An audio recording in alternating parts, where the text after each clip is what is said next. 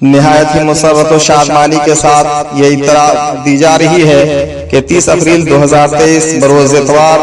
को बाद नमाज इशा बमकाम रहमत कारोनी डुरंडा रांची में एक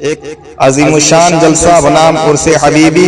व यौम विलादती आला हजरत इमाम अहमद रजा मुनक़िद किया गया है, जिसमें मुल्क के बावकार आलिम दीन हजरत अल्लामा मौलाना शहाबुद्दीन सकाफी साहब क़िबला उड़ीसा